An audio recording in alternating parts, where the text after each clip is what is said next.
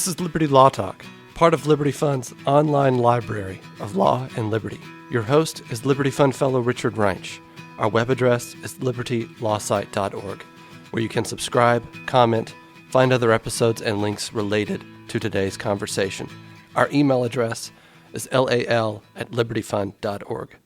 Today we are discussing with Daniel DiSalvo his latest book, Government Against Itself, Public Union Power and Its Consequences. Daniel DiSalvo is the Assistant Professor of Political Science in the Colin Powell School at the City College of New York. He is also a Senior Fellow at the Manhattan Institute's Center for State and Local Leadership. Daniel, welcome to the program. My pleasure to be with you.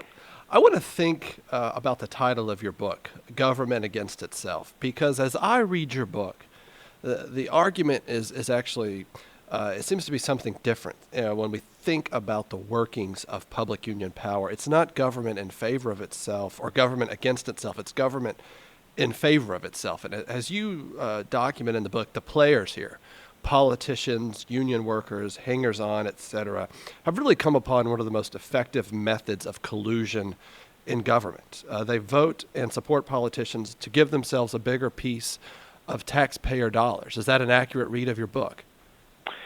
Yeah, I think the title, I flirted for a while with government for itself, but I thought that was a little too cute by half. But I think the basic idea that's supposed to come across is two things. I mean, partly the focus of the book, as you just suggested, is really on the political activity of government's own employees, and then the implications of that.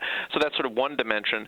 The other dimension is when you say government against itself, it sort of, I think, tries to open up another dimension, which is that insofar as the first part is successful, government employees working to, do better for themselves, that has the effect of making government less effective at doing things for the rest of us, for citizens. And if we think about government as being for the people and by the people in that sense, it's sort of government's working against its own sort of core objective. So in that sense, it's sort of working for itself and working against itself simultaneously. So the things that government, all governments, particularly local governments, need to do well, collect trash, educate children, public safety, these sorts of things become more expensive because of the sorts of things you document, and that actually hurts taxpayers in a real tangible way.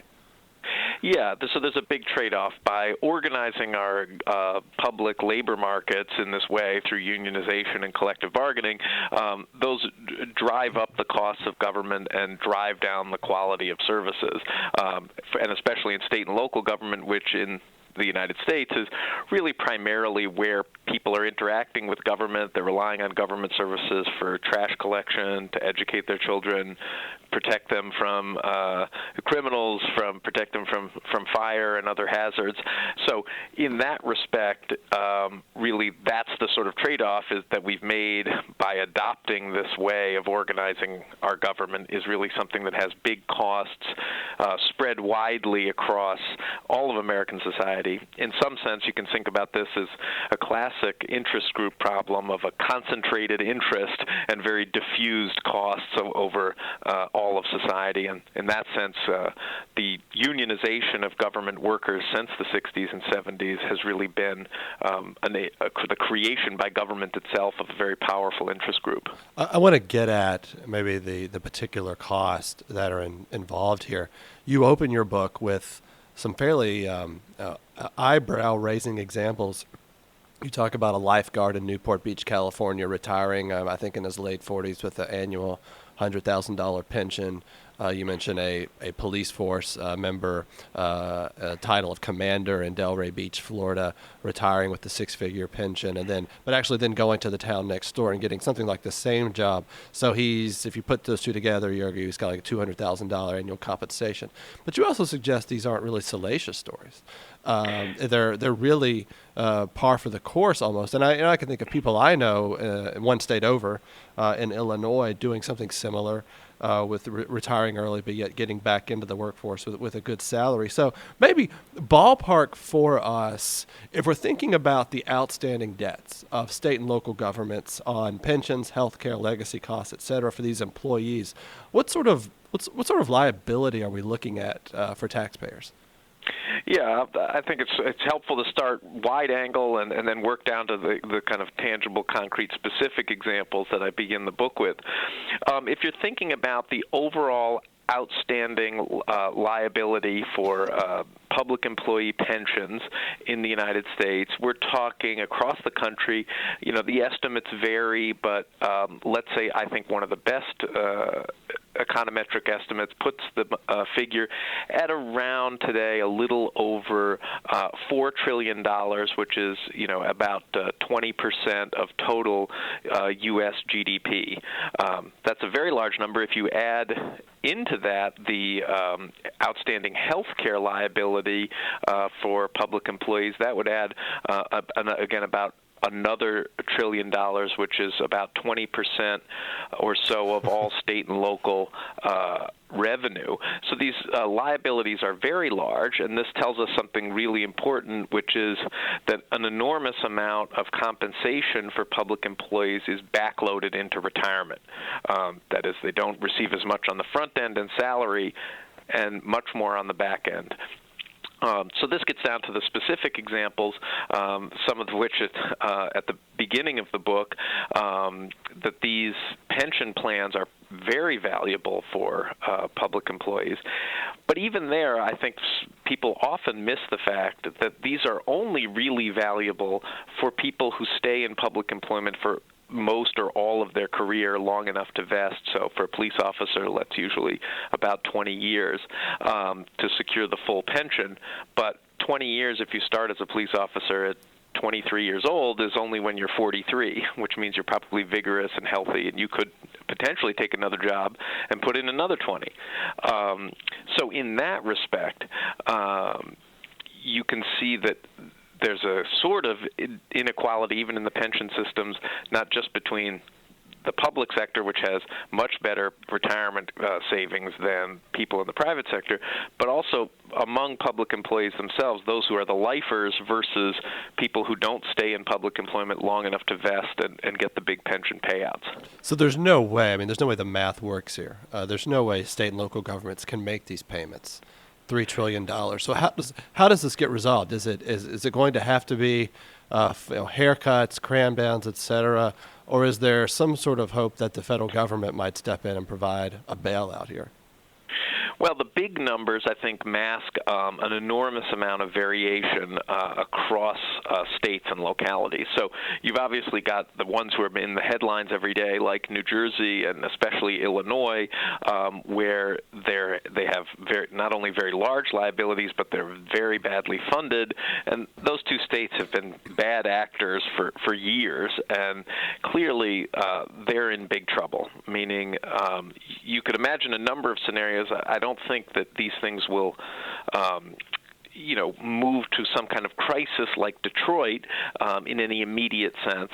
But what you have is just a slow erosion of public services, either as more monies are devoted to paying down the pension liability, which means it crowds out spending on other things that government would like to do or should do in the here and now, or you end up with driving up tax revenues to keep the same level of service, but to cover the legacy cost. And that, of course, means that you're going to put a serious restraint on business growth and development in that state or in that city. So I think that what you see over time is that the threat here of these big costs is going to be a really slow erosion. Obviously, the states since the recession, 47 of the 50 states have passed some kind of pension reform, but I think we're likely to see an ongoing struggle between government and unions representing public employees over exactly how to deal with this, for the next 10 or 15 years. We're likely to see headlines about this all the time. So solidifying the problem here, is the contracts themselves, as you note in the book, defined benefit. So these pensions actually are, tailored or tied to, say, an 8% return over the course of your working life, the 20 years, the 30 years, or whatever. So, in fact, the taxpayer has to make good on, say, an 8% return, even if that market return for certain years is actually well under that amount. So this just further adds to the problem, does it not? Right. So this is gets a little technical, but I think it's worth talking about because so many people in the private sector no longer have what are called defined benefit pension systems. They don't really understand what's happening in the public sector. It's harder to get their mind around.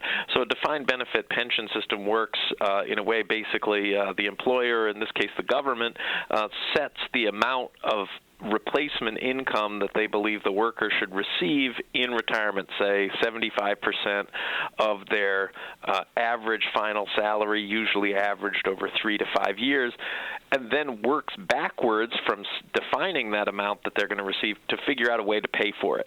And that means that basically the employer, and in some cases the worker as well, sets aside money over the course of their career, and that money is then invested by a pension fund in the markets with the idea that it will accrue interest and earn money such that there'll be enough money then in the future to pay out to that worker. However, because the government has defined the benefit, it's on the hook for paying for that come, in a sense, hell or high water.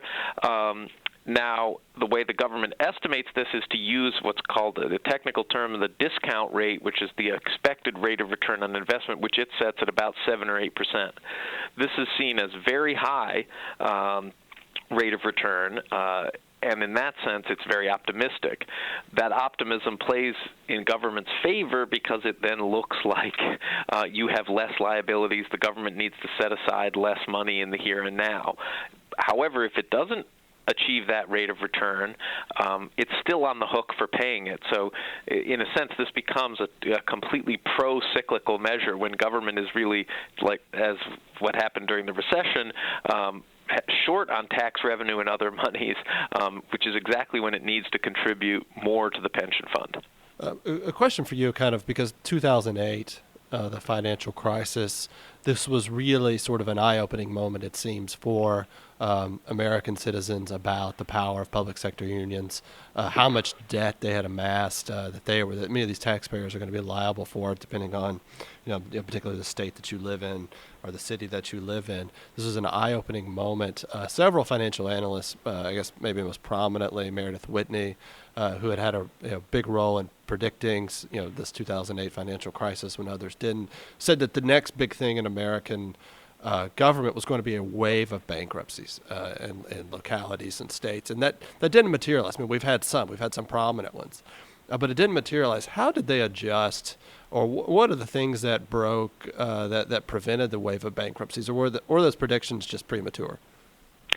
I would say, to take your first point, which is what the recession exposed, which was for the first time, public employee unions and state and local public finance got into the headlines. That is, since their creation in the 60s and 70s, public employee unions really didn't receive much attention from scholars nor from journalists. You say the amount of coverage devoted to, say, state and finance, say in a place like California, and the role of public employee unions in state finance, say what happens in Sacramento, receives very, very little coverage in general up until 2008. So really, there's been a big change of public employee unions operating in a very low visibility policy environment to now them being under much greater scrutiny. And I think that's going to be an important difference going forward, and in some ways they've been central to the nation's politics since the recession, and I'd submit they probably will be going forward. As to the bankruptcies, I think most of those predictions were premature. Obviously, we had some very prominent bankruptcies in California, in Detroit. I think, and people are always looking for a spectacular case for declaring bankruptcy, but I think really the bigger thing is a little bit less sexy, but even more important, which is the kind of slow erosion of state and city services over time as legacy costs increase, as work rules and negotiated by unions constrain management to be able to provide public service. So you could really say the fiscal stress, I think, has really been on cities and states, but it hasn't resulted in the dramatic cases of bankruptcy that Ms. Whitney and others predicted. So I want to maybe switch gears here a little bit, just a brief history lesson, because I think that is also instructive in your book. Now you quote Franklin Delano Roosevelt, who had a huge champion of private sector unions. He was very much against public sector union organizing or the prospect of it for precisely a lot of the reasons you document in the book. And then you've also got some thoughts from Fiorello LaGuardia, the famous New York City mayor, on this thing as well. So when did this problem, the problem, when did this start? What drove it? Even though it's largely gone unnoticed for the most part, and labor historians don't really focus on it, but when did this all begin? This all really begins, in some ways you can think of there's two trajectories in the American labor movement. One is the one that's received, the lion's share of attention, which is the sort of rise and fall of private sector unions. And most of us walk around with a sort of image of a union worker as a guy, sort of beefy white ethnic in a hard hat and steel-toed boots, in some ways like my grandfather, who was a steel worker in Pittsburgh. But that image is really an anachronism. Private sector unions sort of took off in the 30s under FDR with the passage of the Wagner Act in 1935. They hit a high point as representing about a third of the private sector labor force in the late 50s and early 60s, and then have suffered a steady and steep decline since the 70s to the point where today they only represent about 6.7% of private sector workers. That trajectory is totally different than the public sector, and the public sector, in a sense, was a vanishing percentage of the total labor movement in, say, 1955 at its peak. And public sector labor doesn't really get started until the 1960s and 1970s, when states begin to pass laws allowing collective bargaining in government. So you see another big difference here, which is the source of legal authority governing these entities. In the public sector case, it's state law supplemented by local ordinances, and in the private sector case, it's federal law. So after the 60s and 70s, public sector unions rose to representing about 35% of all public employees across the country, with lots of variation. Some states, like my home state of New York, it's about 70% of all public employees belong to unions, whereas in some of the right-to-work states of the South, it's down in the single digits. So this alerts us to another important phenomenon, that public and private labor unions, they may be of the same genus, but they're really different species of organizations with different trajectories and different sources of law governing them. So just thinking about the composition, something that was interesting in your book, average public sector union member, college educated, has professional skills, and is paid very well. And in position to their private sector counterparts, also has something that they don't have, which is really good job security. And we've talked about their benefits and their pensions and all of that, but that's also a form of compensation here. So when we look at, I guess what I was thinking about that, your note on the composition of public sector unions, and looking at these fights that we've seen in the last 5 or 6 years, particularly in Wisconsin, it's almost as if it's a fight for middle class status itself. That is to say, the rug is being pulled out from underneath us, and maybe that, to my mind, has to explain some of the vehement opposition beyond just ideological opposition. Yeah, I think that's right. I think as we've seen those two different trajectories, such that by 2009, for example, public employees for the first time were a majority of all union members, and that should really change our image of who a union member is, from the guy in steel-toed boots and the hard hat to probably, let's say, the typical image today should probably be a woman in her 40s with a master's degree who's a middle school teacher, who has a relative degree of education and affluence that the old steel workers, for example, didn't have. In that sense, this change in the character of the labor movement with the decline of the private sector, the rise of the public sector, has meant, for example, that since 1974 up to today, as the public sector rose in terms of percentage of union members, the number of unionists who were in the top third of the income scale increased by 24%. While as the private sector unions declined, the number of unionists who were in the bottom third of the income distribution declined by 45%. So really what we have is a labor movement that's representing the relatively affluent middle class today. And that obviously means that they're going to be more politically engaged, more politically active, more likely to vote. And that partly speaks to, in that sense, some of the vehemence that you see in these political fights, in the protests in Wisconsin, in the rollback of Ohio's attempt to do the same thing as pass a law similar to Act 10. Interesting. I mean, the comparisons with the private sector labor union movement run throughout your book. I mean, one juxtaposition is a theoretically a private sector labor union is negotiating with a competitor of sorts and someone with a completely different set of interests, namely management and shareholders who don't exactly want to give away more annual increases in benefits and pensions, et cetera. Whereas with the public sector union, you really are, you call it double dipping. They're able to control contract negotiations with politicians, but then they're also able to influence who gets elected in a very powerful way. And on this, you had an interesting fact. Who are the top political contributors in elections and in various states? And invariably, it is these public sector unions really speaking to their power and also to their ability to, you talk about the dues, their easy ability to marshal money for these efforts. Yeah, I think you put your finger on a big and important argument of the book, which is really to try to argue that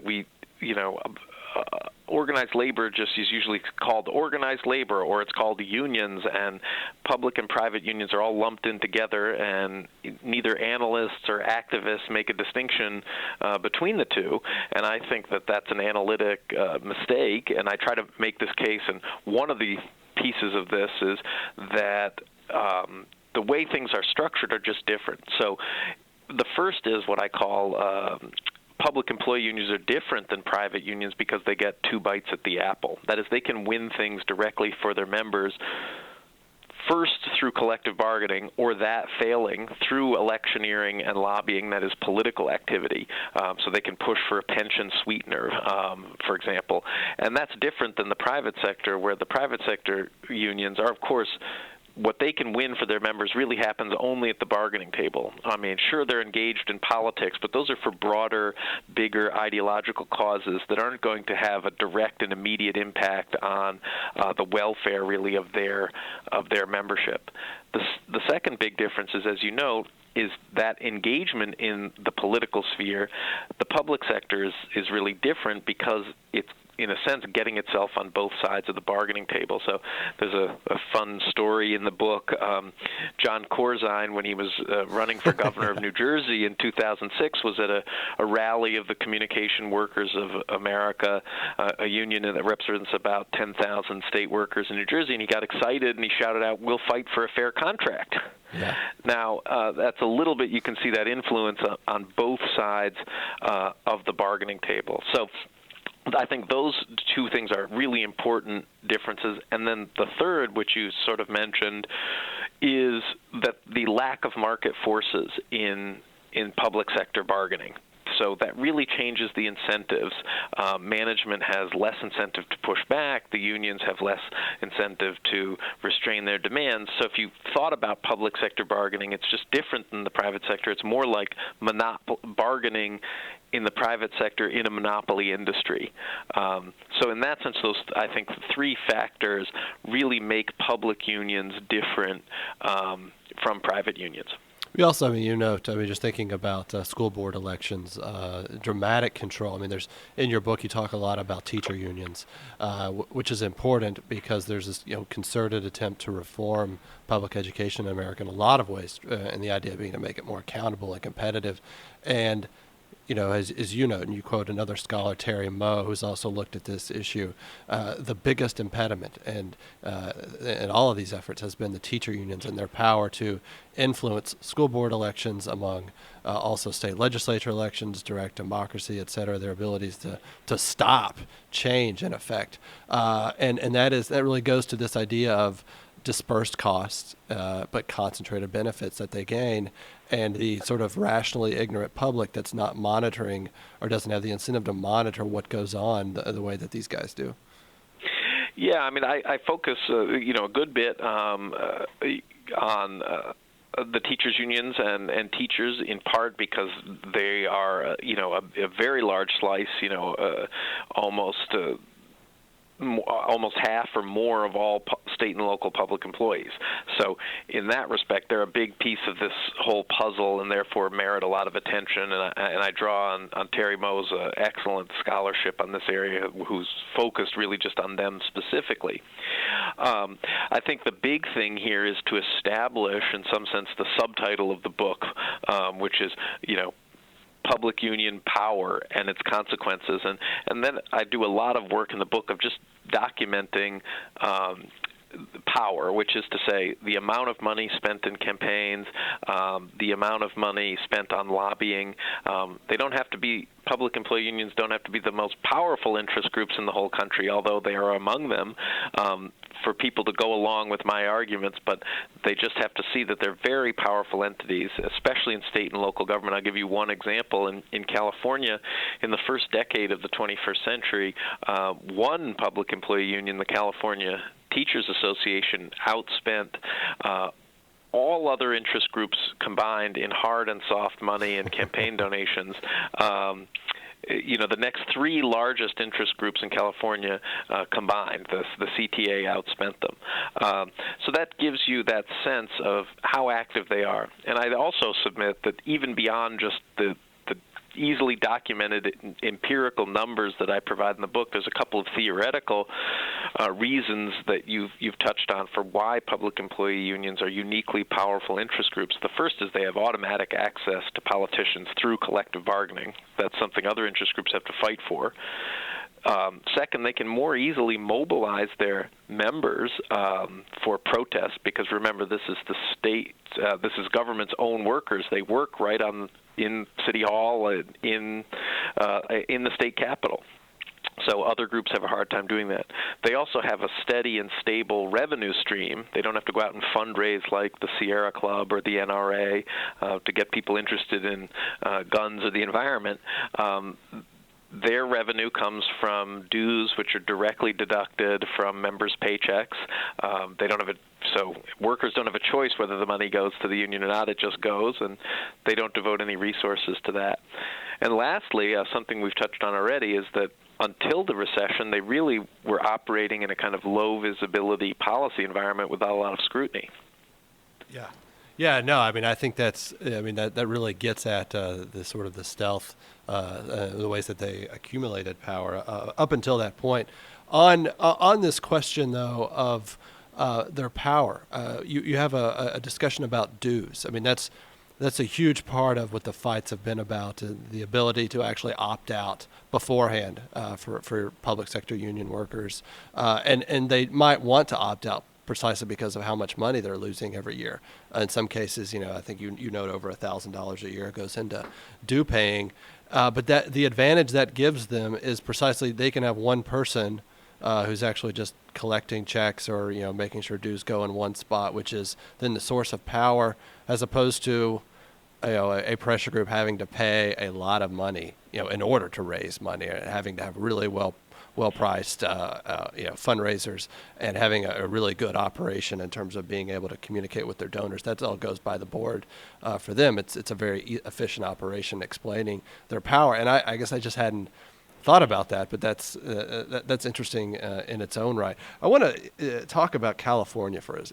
That's a case study in your book. And it's almost, when I read your chapter, I thought, we think of California, or I have always thought of California as, a state that was, center right or centrist, and that went all the way to the left, largely because of rise of Hispanic voters, the middle class. I think a lot of members of the middle class that left the state for neighboring states, amongst other, a lot of causalities going there. But it's almost, when I read your chapter, it's like the biggest thing is, liberal policies, liberal politicians really can't lose, given the amount of muscle that's behind them with these public sector unions. Am I wrong? Yeah, I mean, I think here, let me take the first part of your question first, and then I can talk about California. If we think about the power that is ultimately, sometimes this boils down to money and membership, and this is driven by state laws and, again, some local ordinance supplementing those, which this gets a little technical, but basically in places like my own workplace, right, I'm a city university professor in New York, we have what's called an agency shop law, which means you can't be forced to join the union.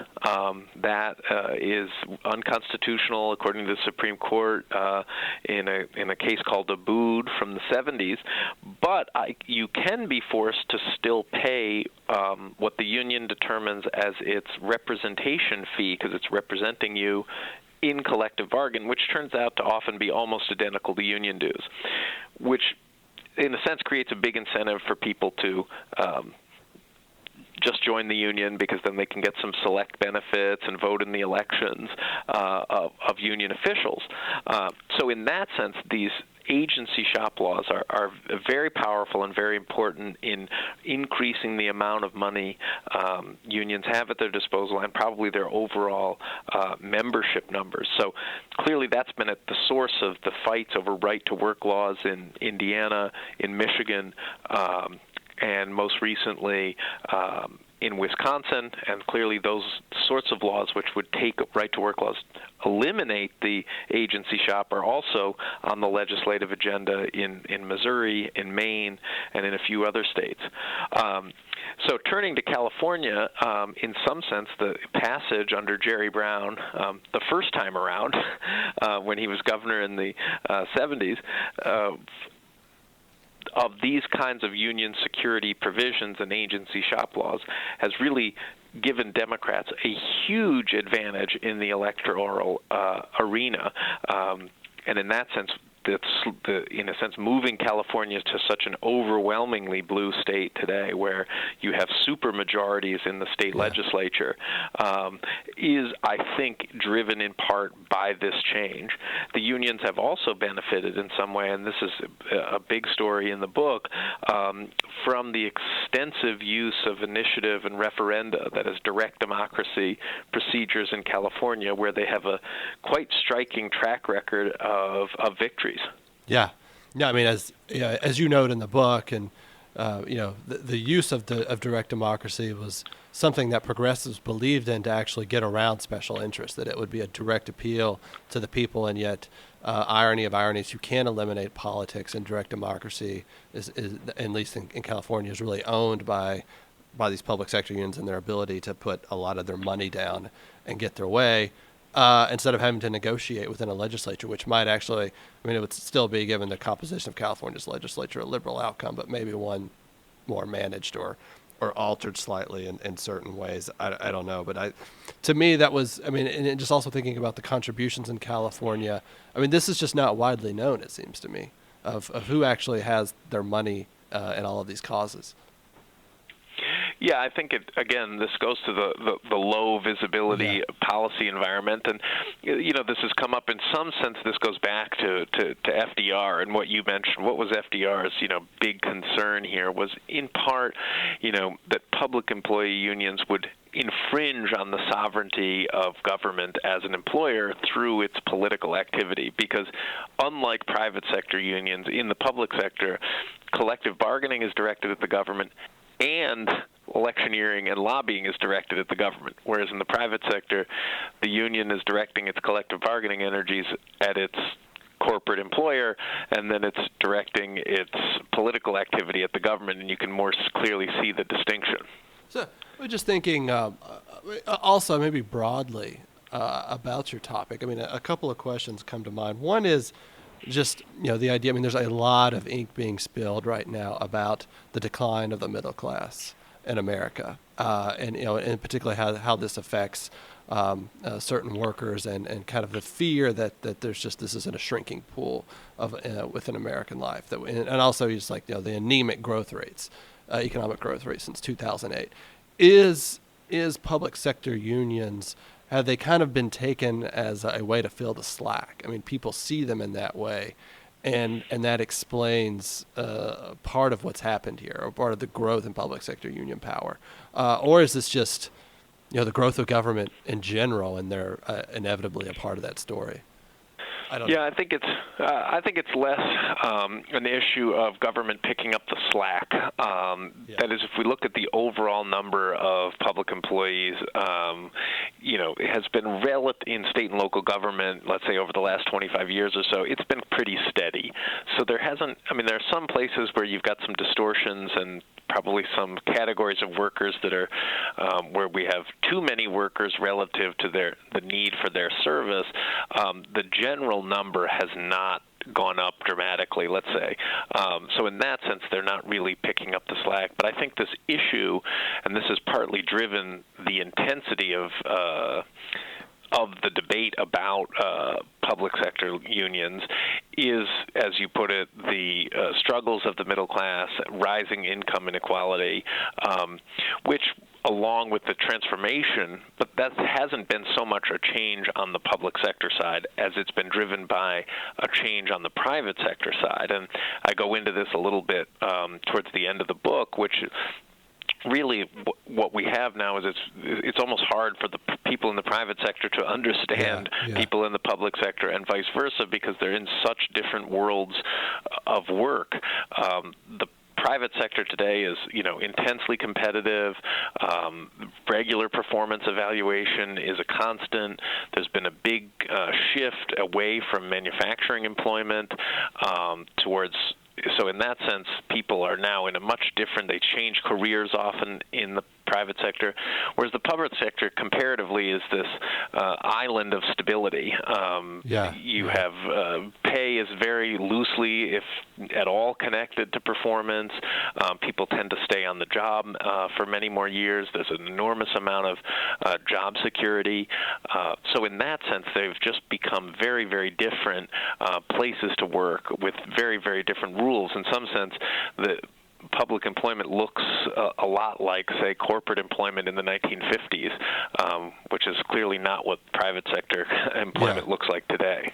Yeah, I mean, just thinking as well, it does seem interesting to me, though, that more private sector workers don't really, take this out at the polls and resent, as we've talked about, the cost of services going up, state debts that they're going to be liable for in some sense going up. I mean, and I guess we can, the rational choice scientists would kind of chalk that up to voter ignorance or lack of an incentive to really care. But it seems to me there are some tangible reasons why they care, and yet these fights have been incredibly close. I mean, the big fights that we've seen, and yet even in states like New Jersey or New York, I really don't see any major pushback. Although you do note private sector unions in New York really actually fretting about the loss of business and opportunities that they're experiencing because businesses don't want to locate in New York for XYZ reasons that we're discussing.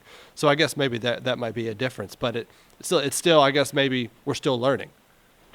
I would pick up exactly on your last point there, which is I think that we're really at the beginning of this process, which is to say, before Scott Walker really brought this issue to national and international attention, you could say in some ways, very few, so many fewer households have members who are parts of unions anymore. Did Americans really know what was involved when you said collective bargaining in government? I mean, it sounds like a nice term. It's collective. We're all in it together. We're bargaining. That sounds reasonable. But all that was involved in our current or public labor relations, I think these are issues, and there's lots of technical terms. We've already, mentioned a bunch of them, like agency shops and dues checkoff.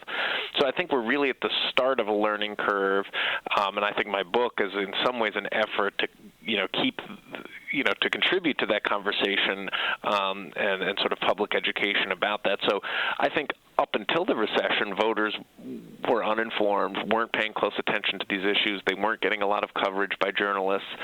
But I do think that dynamic has changed, and you see more pushback. And I would say also that what's interesting is, we have seen some legislative action in the states, and Michigan, Indiana, Illinois, especially the Great Lakes states.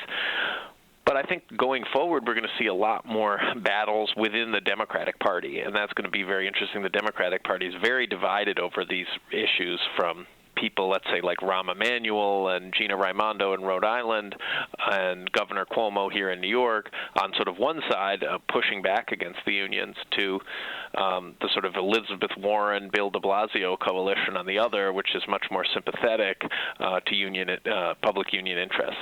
Yeah, no, I mean, I wanted to ask you that because I think, what I wanted to emphasize, and you do it very well in the book, is your book in many ways is an appeal to the center left or to the progressive mind. I mean, if I'm being at my most pejorative, within progressivism, any cut to government or any attenuation of government power and spending has to be rejected outright.